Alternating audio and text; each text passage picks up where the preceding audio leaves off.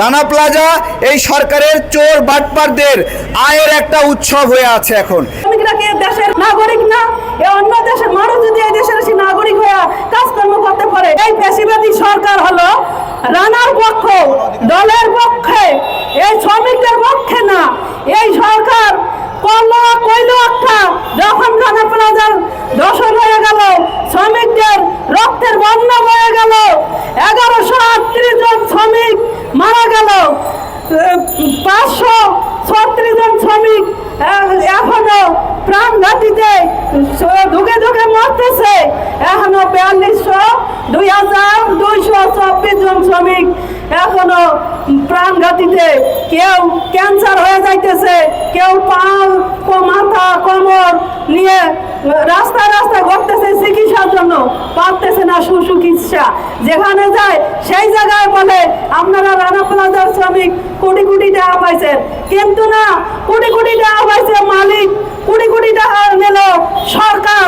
এই শ্রমিকদের যে মজুরির টাকা, যে ভাড়া টাকা দিয়েছে, যে মানুষ সরকারি মানুষ একজনকে 3 দিনকার হাজিরা দিয়েছে সরকারের কাছে শ্রমিকদের দেওয়ার জন্য, রানা প্লাজা শ্রমিকদের জন্য একটা টাকাও দিল না। যদি 1 দিনকার করে শ্রমিকের টাকা দেওয়া, তাহলে রানা প্লাজার শ্রমিকরা আজকে রাস্তায় রাস্তায় ঘুরতো না, পারলো না সুচিকিৎসা, পারলো না ওরা পুনর্বাসন। গার্মেন্টস চালাইতেছে, সরকারি বেসরকারি কলেজ যত ভবন আছে, যত এনজিও আছে সব বন্ধ, কিন্তু গার্মেন্টস শ্রমিকদের বন্ধ নাই। তাহলে ঝড় বৃষ্টি শব্দ যায়, গার্মেন্টসের রেমিটেন্স দিয়া এই দেশ চলে। সরকার কি করে? এই রানা প্লাজার এতগুলো শ্রমিক মারা গেল, তার প্রতি শ্রমিকদের হাত পা নাই, শ্রমিকরা অসহায়ভাবে চলতেছে, পারতেছে না কাজকর্ম করতে, ওদের কাজকর্ম দিবসেও দিল না। সরকার কি করে? বইলা যায় এই দেশের সরকার কি এই রানা প্লাজার শ্রমিকরা কি দেশের কি না নাগরিক না? অন্য দেশের মানুষ যদি এই দেশের নাগরিক হয়ে কাজকর্ম করতে পারে, তো এই দেশের নাগরিকরা কি করে খাইতেছে? এটা কি খোঁজ খবর নেছে? সব সময় তাল বাহানায় থাকে। রানা তো সুস্থ আছে এখনো, তাই না? এই রানার 2টা হাত এবং 2টা পা নিয়ে নেওয়া হয়, ঠিক আছে? এটা রানা রাজি হবে নাকি 100 কোটি টাকা দেওয়ার জন্য রানা রাজি হবে? কি মনে হয় বলেন? টাকা দিতে চাবে না? সে টাকা দিতে চাবে, এতে টাকা আছে। আমার প্রশ্ন হলো, রানা প্লাজার যে দুর্ঘটনার স্থল, সেই জায়গাতে রানা প্লাজার শ্রমিকদের জন্য আসা টাকা দিয়ে একটা বড় মার্কেট কেন করা হচ্ছে না? হোক না একটা বড় মার্কেট, তাই না? একটা 20 তলা মার্কেট হোক, সেখানে 2000 দোকান হোক, আর রানা প্লাজায় ক্ষতিগ্রস্ত মানুষদের জন্য সেখানে দোকানগুলো দিয়ে দেওয়া হোক, তাই নয়? এইটাই তো একটা উপায় ছিল, কিন্তু সেইটা কতটুকু করা হয়েছে আমার প্রশ্ন। সেটা কিন্তু করা হয়নি, সে ধরনের কোনো উদ্যোগও নাই। রানা প্লাজার নামে অনেক এনজিও যুক্তরাষ্ট্র, ইউরোপীয় অঞ্চলে টাকা তুলিয়েছে, তারা ফান্ড ক্যাম্পিং করেছে, বক্সে বক্সে টাকা তুলেছে যুক্তরাজ্যে। বিভিন্ন শ্রমিক সংগঠন, আমরা নাম বলছি না আজকে, তাদেরকে সাবধান করে দিচ্ছি, ওই শ্রমিক সংগঠনগুলো দ্রুত ওই টাকাগুলো রানা প্লাজার ক্ষতিগ্রস্ত মানুষগুলোকে ফেরত দেন। কোটি কোটি টাকা আপনারা নিয়েছেন, মানুষের কাছ থেকে নিয়েছেন দান হিসেবে। এক একটা দুর্ঘটনা ঘটে, বিভিন্ন সামাজিক সংগঠনগুলোর উৎসব লেগে যায় টাকা তোলার জন্য, কিন্তু সেই টাকাগুলো এই ক্ষতিগ্রস্ত মানুষগুলো পায় না। রানা প্লাজার ক্ষতিগ্রস্ত মানুষের কাছে চিঠি এসেছে, 50,000 60,000 টাকার চিঠি এসেছে, তারা নাকি এই টাকাগুলো পেয়েছে। কিন্তু আমরা যোগাযোগ করলাম, বলছে ভাই চিঠি আসছে, টাকা তো আমাদের কাছে আসে নাই। পরে জানলাম কি হয়েছে, কয় তারা যে হাসপাতালে গিয়ে চিকিৎসা নিয়েছিল, ওই চিকিৎসার ফান্ড হিসেবে নাকি কাটে রাখছে। তাহলে ভাই তুমি চিঠি দিলা কেন? চিঠি কেন দিলা? এই ধরনের লুটপাট করছে রানা প্লাজা। এই সরকারের চোর বাটপারদের আয়ের একটা উৎসব হয়ে আছে এখন। এবং এনাম সাহেব, উনি এই রানা প্লাজাকে কেন্দ্র করে চিকিৎসা সেবা দিয়ে উনি এমপি হয়েছে, মন্ত্রী হয়েছে, কিন্তু রানা প্লাজার শ্রমিকদের ভাগ্যের কোনো পরিবর্তন হয়নি। উনি এখন ওইখানে সন্ত্রাস করছে। উনি বলে যে 5টা লাশ ফালায় দিয়েছি ক্রস ফায়ারে, আরো 10টা সিরিয়ালে আছে।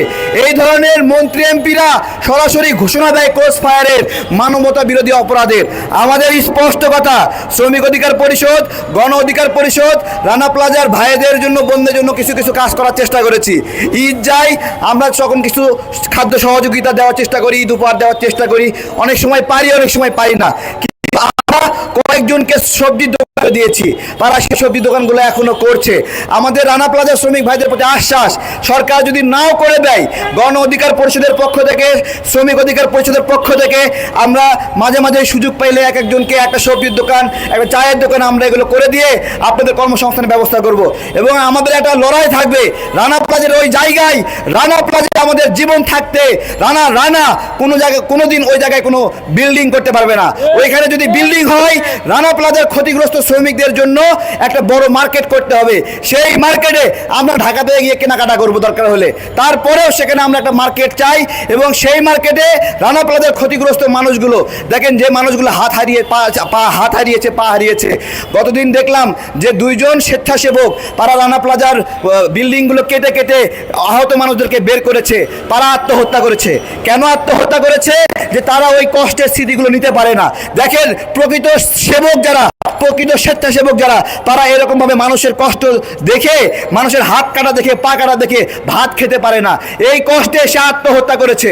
আপনারা জানেন, আমরা ওই সকল শহীদ ব্যক্তিদেরকে জন্য সেলুট জানাই, সম্মান জানাই। আপনাদের এই লড়াইয়ের কারণে ওই সময় সরকারের কাছে করাত ছিল না, ব্লেড ছিল না, ড্রিল মেশিন ছিল না। ওই সময় সাধারণ মানুষ হাতুড়ি দিয়ে চালিয়েছে। সরকারের কাছে এইটুকু অবকাঠামো নাই, একটা বিল্ডিং ভেঙে পড়লে তা উদ্ধার করবে। অবস্থা এরকম যে এই সকল দুর্ঘটনা ঘটে, আগুন লাগে, মানুষ মারা যায়, এবং আমরা কবর দিয়ে জানাজা নামাজ আদায় করার আগেই ওই মালিকরা জামিন নিয়ে জেলখানা থেকে বের হয়ে আসে। এটা খুবই লজ্জাজনক এবং দুঃখজনক। প্রত্যেকটি ঘটনার দোষী ব্যক্তিদের তাদেরকে শাস্তির আওতায় আনতে হবে। গত বছর রানাকে জামিন দিয়েছিল আদালত। আমার কথা, এই জামিন আপনারা দেন কিভাবে?